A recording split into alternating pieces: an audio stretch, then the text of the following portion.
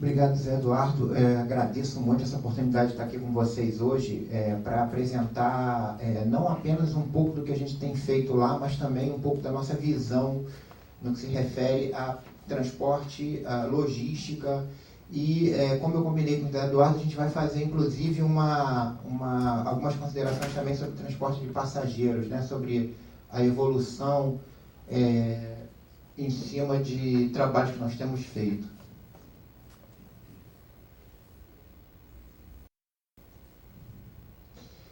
Eu procurei dividir aqui a apresentação em duas partes. Uma parte inicial, eu vou buscar apresentar um pouco do programa lá para vocês, né, para aqueles que não têm conhecimento, talvez não conheçam o Programa de Engenharia de Transporte e a COP, e em seguida a gente vai, eu vou entrar no assunto propriamente dito, né? Deixa eu ver. Você quer que eu faça?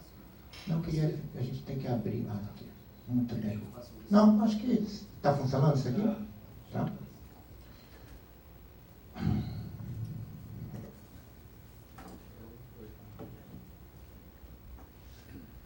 Eu acho que é na direção do quadro. Do quadro mesmo?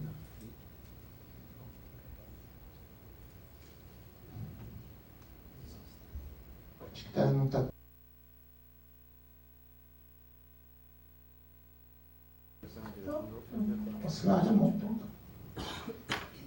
Então, vamos lá, Zé, vamos lá.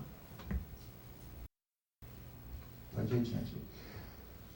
Fiz essa divisão aí para a gente tentar dar uma visão geral, né, sobre diferentes aspectos que depois, pelo que eu vi na programação, com certeza o Saul e o professor McDowell vão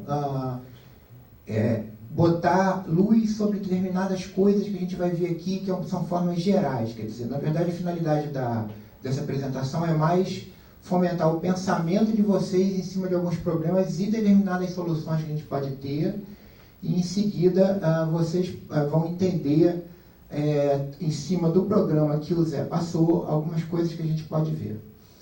Para vocês saberem, né, como é que a gente vai adiante. Eu acho que é legal vocês terem uma informação adicional. Não sei se todos vocês conhecem, a gente tem alguns alunos aqui lá da COP, mas a COP é uma unidade da UFRJ que ela é dedicada exclusivamente à formação de pós-graduação. Então, o que a gente faz lá é formar mestres e doutores, né, nessas 14 áreas de engenharia, que vai da engenharia biomédica até a engenharia de transporte. Pode ir adiante. Então, o programa de engenharia de transporte é um dos programas, e é o programa que eu coordeno hoje lá, né? Uma estrutura de 300 professores, 3.000 alunos, extensa área de laboratórios, né? Em termos de engenharia, é uma coisa que destaca na América Latina. Bom, o programa de engenharia de transporte, ele tem essas áreas de pesquisa, a gente chama áreas de pesquisa, né? Então, ela tem áreas de pesquisa específicas na engenharia de tráfego, planejamento de transporte de carga e transporte público. E tem áreas que a gente chama de interdisciplinares, que é transporte e meio ambiente e o transporte rodoviário. Por quê? Porque pega mais de um programa, normalmente. Você precisa do apoio de mais de um programa. Pode clicar aí. Então, como o Zé falou, por exemplo, o transporte e meio ambiente, a gente, para poder trabalhar com o transporte e meio ambiente, eu tenho que ter uma equipe lá de engenheiro civil, engenheiro mecânico, engenheiro elétrico, matemático, biólogo, engenheiro florestal. Quer dizer, eu tenho que ter todos esses caras trabalhando com a gente no laboratório, porque eu tenho que olhar de diferentes lados, né, o problema. Então, a gente tem isso. A nossa área de atuação lá do grupo que eu coordeno especificamente dentro do programa é a parte de transporte de carga e transporte e meio ambiente. E a gente desce especificamente para o laboratório de transporte de carga, que ele tem algumas linhas de pesquisa específicas, né, que trabalham com planejamento de transporte, né, transporte de energia e meio ambiente, e um centro de estudo dos caminhões para estudar o transporte rodoviário, né, aspectos específicos de transporte rodoviário. Isso é as áreas aplicadas. E a gente tem uma área de jogos e simulações que é para apoio ao ensino, né? Então, é uma coisa voltada para você formar gente dentro do programa. Como é que você trabalha com alguma ferramenta adicional. Desse lado daqui, a gente tem alguns parceiros, que a gente chama, algumas entidades, né, que ao longo do tempo vem nos apoiando, com quem a gente vem fazendo trabalho, vem fazendo projeto, né? E eu trouxe aí para vocês uma série de materiais para vocês pegarem, depois olharem, ficarem para vocês sobre o programa de engenharia de transporte, sobre trabalhos que a gente fez, sobre o laboratório que vocês podem pegar e desdobrar daí para frente. Pode adiante. Bom, então agora vamos entrar no primeiro tópico que a gente ficou de apresentar, que é o panorama do transporte no Brasil. Então isso daqui é uma curva, né, que você tem, que a gente chama de momento de transporte em função do ano, ou seja, tonelada quilômetro transportada em função da evolução até 2011, né, dado histórico por modo de transporte, né? Então, o que você está vendo aí? Você está vendo aí que ao longo do tempo, da década de 70 até agora, você, na verdade, o que aconteceu foi que você teve um descolamento, né? Um maior descolamento. O transporte rodoviário, ele se descolou dos demais, atingindo, então, uma expressão, né, que é muito superior aos outros, né, para o transporte de carga. Pode ir adiante. Então, vamos lá.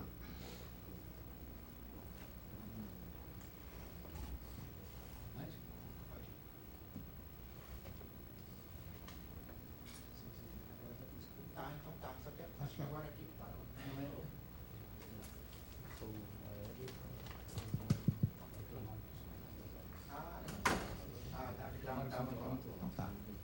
Bom, então isso daí levou para a gente o quê? Levou para a gente uma divisão modal do transporte de carga, que é, em 2011, aproximadamente essa que você está vendo aí em tonelada quilômetro. Ou seja, eu tenho uma predominância de mais da metade pelo transporte rodoviário, né? Cerca de 24% do transporte ferroviário, 16% do transporte aquaviário e o resto a gente colocou nos outros modos de transporte.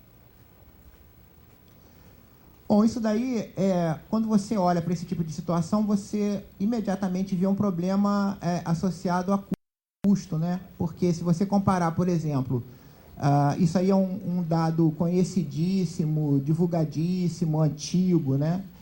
Se você comparar, por exemplo, uma das principais exportações de commodities que a gente faz, que é a soja, você vai ver que a gente está escolhendo e está usando o modo mais caro, mais difícil de operar, que tem problema de escala, de conexão, quando você vai fazer esse tipo de operação, e está usando da menor quantidade o modo de maior ganho de escala. Então, a princípio, a gente já teria um problema operacional, né? Um problema de entrave por conta disso, sem contar todos os problemas ambientais que você causa por estar usando um modo que consome mais energia do que todos eles, polui mais do que todos os demais. Então, você já está numa situação que você tem que contornar de alguma forma.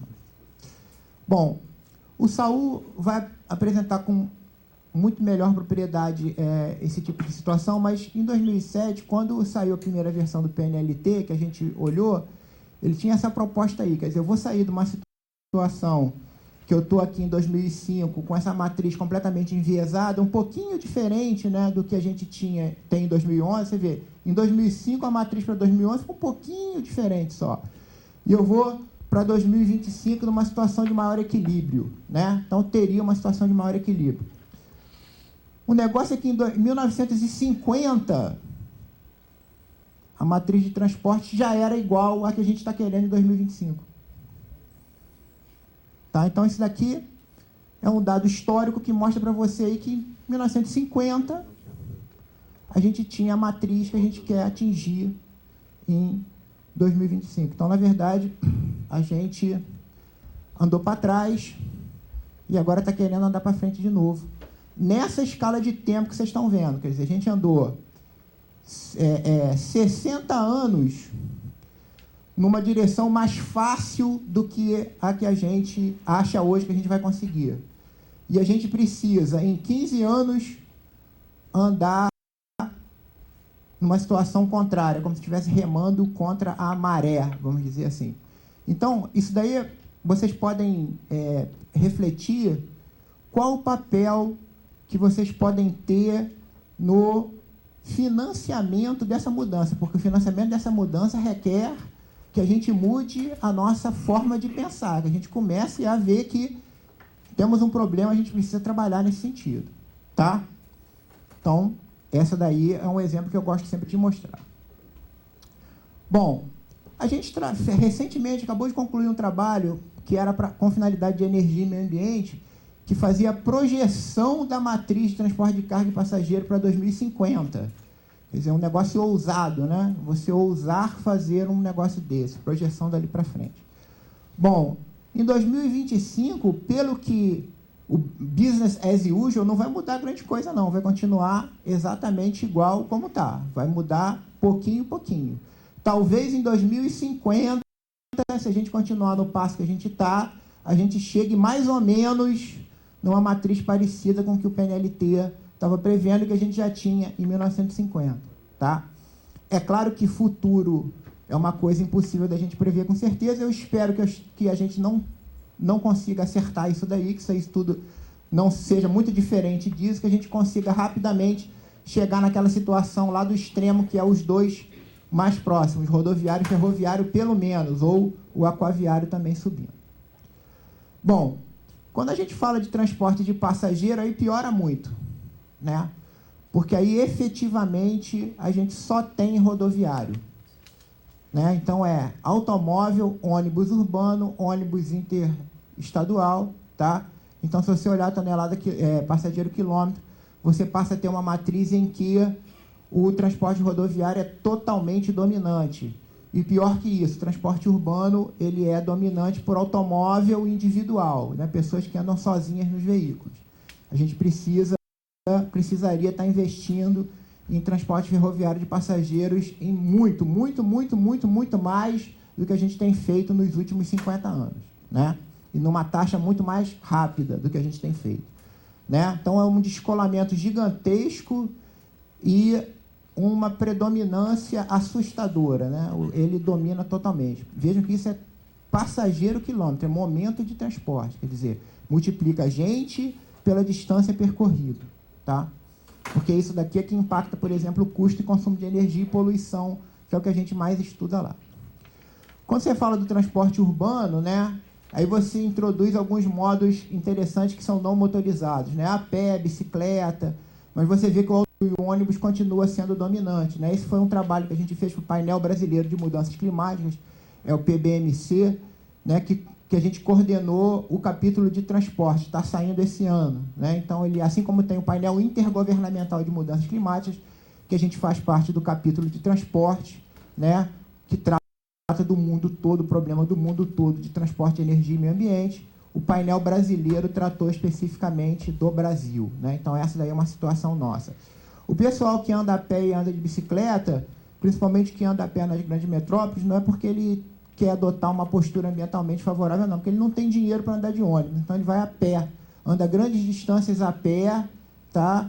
E anda grandes distâncias de bicicleta como uma alternativa a ir de ônibus, que ele não dispõe de outros modos melhores, como trem e metrô. O que eu quero dizer com isso? A primeira oportunidade que ele tiver de comprar um automóvel, ele vai comprar e vai andar de carro, tá? Ou moto, melhor ainda, né? Porque está crescendo assustadoramente, tá?